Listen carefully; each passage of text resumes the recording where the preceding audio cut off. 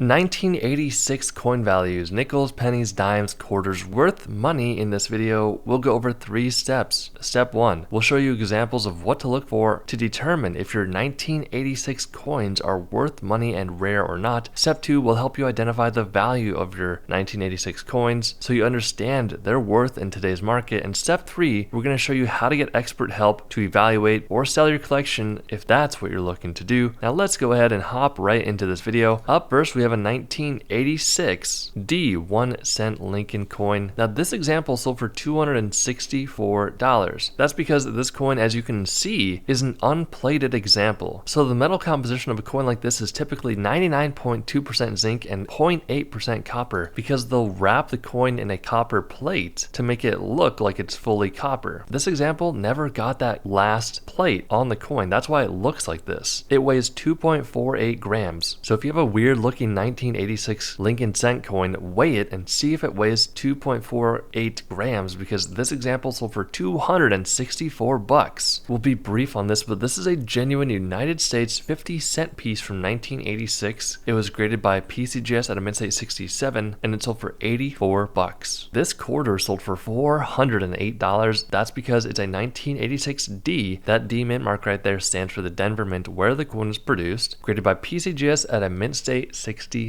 Now this coin had a mintage of over 504 million. The metal composition is 75% copper, 25% nickel, and the weight is 5.67 grams. Now the main reason why this coin sold for so much money is because of that mint state 67 grade. So if you have a 1986 coin, what you're going to want to do is keep it very safe and consider getting it graded, because this example sold for $408. This Jefferson nickel from 1986 sold for $780, and we're going to go over why right now. So look closely at the bottom right hand side of the coin. You're going to see a small little P mint mark. Now a lot of the time, if the coin was produced at the Philadelphia Mint, the coin's either going to have no mint mark or it's going to have a P mint mark. There are times that that's not the case, but 99% of the time that's what it means. An area you want to look at here is on the back center of the coin above Monticello. You're going to see some steps. Now those steps are the highest point on the coin. They get worn down the quickest and they are the hardest to strike. When you have a mint state coin, you want to be looking for those steps, because collectors really go after coins with the full steps. As you can see by the label here, it says 5FS, which means 5 full steps. Because this coin has the 5 full steps, it's a 1986 P coin, and it got graded by NGC at a mint state 67. It sold for $780. So on this coin, if you come across something like this, what we recommend is clicking the link down below, getting our completely free ebook. We recently updated it with more information. Once you do that and go over the basics, if you want to find out exactly how much your coin is worth, you're going to want to find a coin expert. Now you can do this by looking at coin shops near you and driving to each one of them and seeing exactly how much your coin is worth. Please keep in mind, if you go to all 3 coin shops and they tell you the same thing, they're likely telling you the truth. Now if you don't want to drive around or you want to save some time and money, we offer a service down below where you can send myself, my team, and our community pictures of your coin, and we'll help you determine the value and how to sell them for the most money possible, or how to preserve them. So the school community is down below. You can click on that link. But let's hop into this Roosevelt dime that sold for $1,320. It's a 1986 D coin. Once again, the D mint mark stands for the Denver Mint, where this coin was produced. There was a mintage of over 473 million of these coins. The weight is 2.27 grams. The metal composition is 75% copper, 25% nickel. And when we flip the coin over to the back, you're going to see a torch with some horizontal bands. Very similar to the full steps on the Jefferson nickel, this Roosevelt dime has the full band. So those horizontal bands there, once again, they're the highest point on the coin, hardest to strike. They get worn down the quickest in circulation, and collectors really want those full bands, and that's why this coin sold for $1,320. $5,760. Now this is the coin we're all waiting for, because that's a lot of money for a little Lincoln cent coin. So first of all, 70 is the highest grade. This one got the 69 grade. That is only 1 point away. I mean, looking at this coin, it looks like it's fresh right out of the US Mint. It looks brand spanking new. And collectors out there see a coin like this and say, wow, I need this for my collection. I need to complete this coin in my collection, or whatever the reason may be. This coin weighs 2.5 grams with a metal composition of 99.2% zinc, 0.8% copper. That 0.8% is just a copper wrap around the coin for the US to save money on metals, because zinc is much cheaper than copper. There were nearly 4.5 billion Lincoln Memorial cent coins made out of Philadelphia in 1986. There's only a popular population of 2 in the mint state 69 grade. There are 0 finer, which means there are no 70s that got graded. So there's this coin and one other coin that got the 69 grade, and that really comes down to supply and demand. If there's only 2 of these coins that were ever graded this high, people are going to pay a large premium for an old 1986 coin like this. And you see here, there's no mint mark, which means this coin was produced at the Philadelphia Mint. Guys, if you have a coin like this that's in this good of condition, keep it very safe, because this beautiful example sold for $5,760.